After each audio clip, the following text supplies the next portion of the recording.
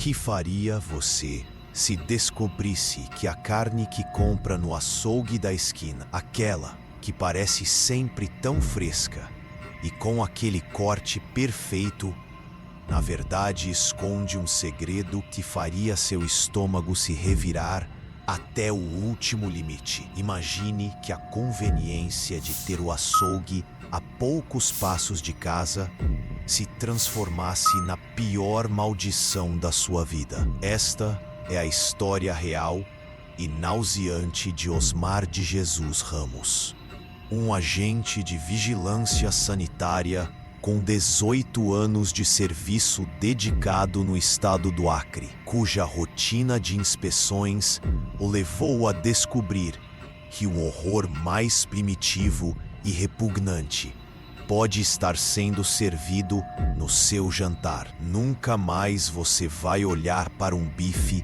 da mesma forma. Osmar era um homem de hábitos. Acordava cedo, tomava seu café na padaria da Praça da Revolução, em Rio Branco, e ia direto para a sede da Agência de Vigilância Sanitária do Acre, com cada frigorífico, cada açougue da capital.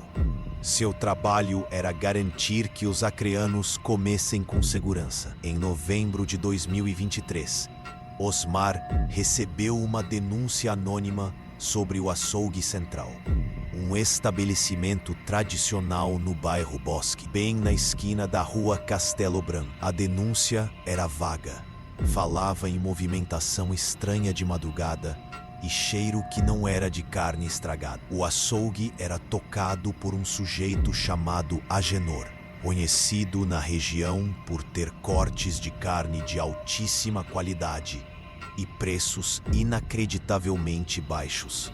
Na manhã de 14 de novembro de 2023, Osmar chegou ao açougue central. O local, à primeira vista, parecia impecável. O balcão de inox brilhava, o piso de cerâmica estava limpo, mas ao entrar na câmara frigorífica para checar a procedência dos cortes, o ar gelado não conseguia sufocar uma nota de cheiro que fez o sangue de Osmar gelar nas veias. Não era o odor acre de carne em decomposição que ele conhecia bem. Era algo diferente. Um cheiro nauseante de mofo centenário, misturado com um inconfundível e fraco aroma de incenso barato, como se alguém tentasse cobrir algo muito pior.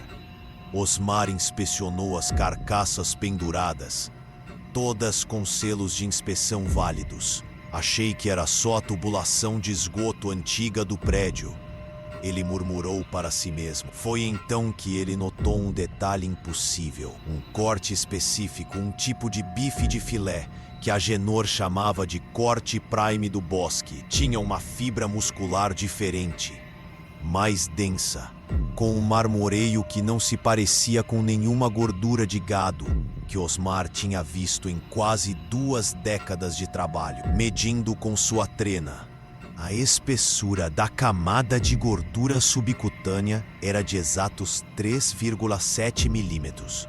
Uma anomalia para o gado local. Ele perguntou ao único funcionário presente, um jovem açougueiro chamado Kleber Silva: de onde vem esse corte? Tem o certificado de abate específico? Kleber, pálido, gaguejou. O seu Agenor que recebe direto. Um fornecedor novo, de Rondônia. Osmar tentou se convencer. É só uma raça de gado mais rara, um cruzamento exótico. Não tem nada de errado aqui, só o cheiro estranho. Mas a imagem daquela fibra diferente ficou martelando em sua cabeça. Os incidentes começaram a se repetir, mas desta vez fora do açougue. 2 semanas depois, 3 cães de rua que ficavam perambulando pela rua Castelo Branco desapareceram sem deixar rastro. Depois foi um morador de rua que dormia sob a marquise de uma loja abandonada a 2 quadras do açougue. Ninguém sentiu falta, exceto Osmar, que voltou a visitar o açougue central, desta vez sem avisar. O corte prime do Bosque estava em maior quantidade, e o cheiro de incenso barato agora era mais forte na câmara. Osmar tentou coletar uma amostra, mas Agenor, que apareceu de repente, o impediu com um sorriso forçado e olhos de quem não dormia há dias. É carne nova, coronel. Não estrague o balanço, disse Agenor, chamando-o pelo apelido de respeito. Osmar instalou uma câmera discreta que gravava apenas áudio, posicionada no alto de um poste que dava visão para a porta lateral do açougue, a porta que Agenor usava de madrugada. As gravações revelaram sons de passos arrastados e um ruído metálico de algo pesado sendo arrastado para dentro do açougue, sempre entre 2 horas e 4 horas da manhã. O volume estava baixo e abafado, mas era claro que Agenor não estava sozinho. O estômago de Osmar revirou em um nó. Foi quando Osmar de Jesus Ramos decidiu que precisava enfrentar aquilo de uma vez por todas. Ele preparou sua vigília, um colete balístico por baixo da camisa, um revólver calibre 38 legalizado e uma lanterna tática de alta potência. Na madrugada de 28 de novembro, às exatas 3 horas e 17 da manhã, Osmar estava escondido em uma van escura a 50 metros da porta lateral. O ar estava frio e antinatural, com uma garoa fina caindo que carregava aquele cheiro repulsivo, agora intensificado. Uma mistura intensa de enxofre, terra molhada e um gosto metálico de bile subindo a sua própria garganta. O sabor do pânico puro. A porta lateral se abriu.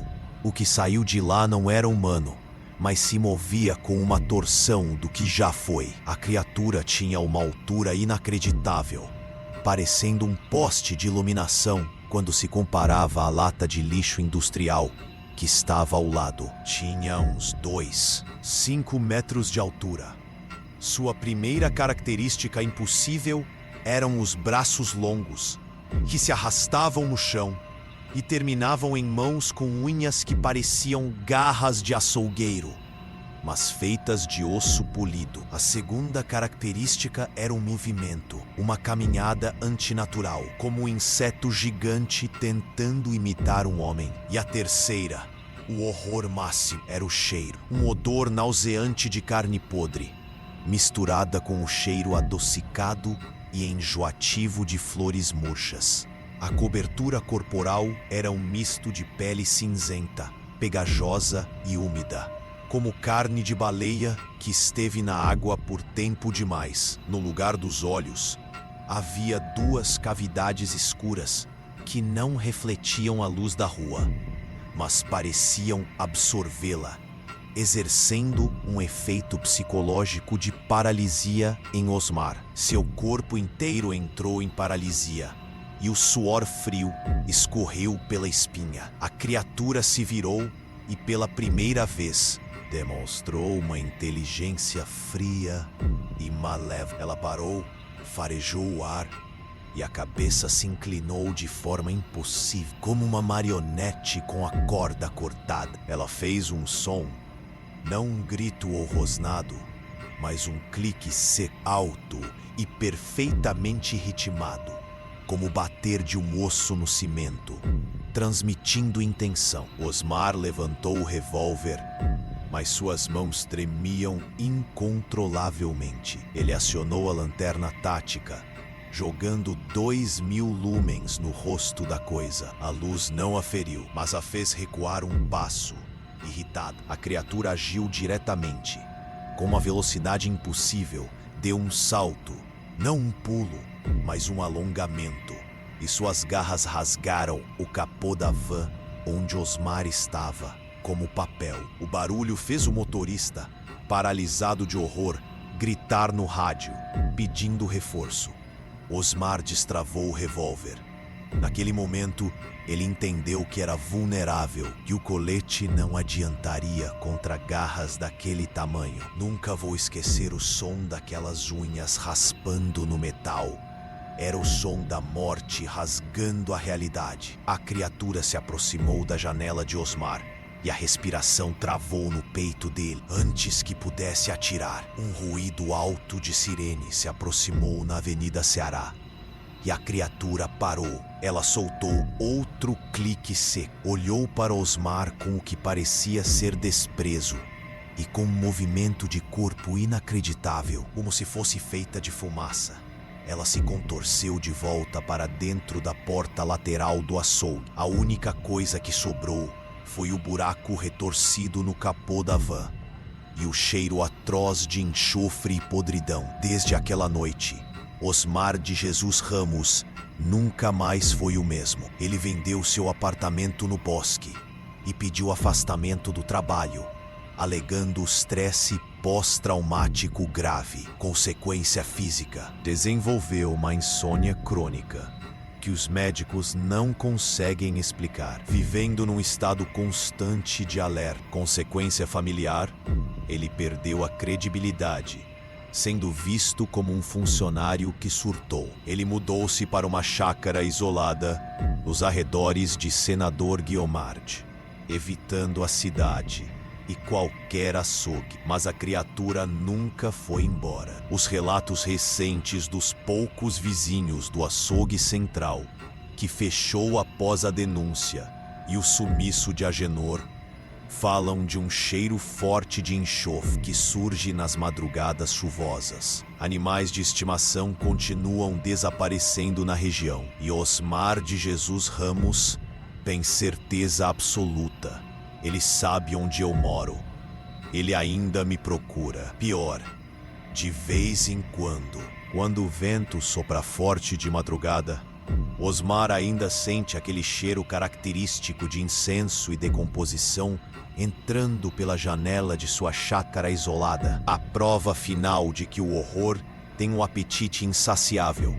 Tem gente que diz que é lenda, que o açougue central não era mais que um esquema de contrabando de carne e que a criatura é apenas a imaginação fértil de um vigilante estressado. Mas Osmar sabe que existe. Pior, sabe que o açougue humano está apenas de portas fechadas, esperando o próximo fornecimento. Da próxima vez que você for à sua geladeira buscar um pedaço de carne, lembre-se desta história e daquele corte que não deveria ter existido. E você, o que faria se descobrisse que a conveniência da sua esquina esconde um açougue onde o açougueiro é o predador? Se esta história deixou vocês com cada pelo do corpo arrepiado, esqueçam de deixar aquele like.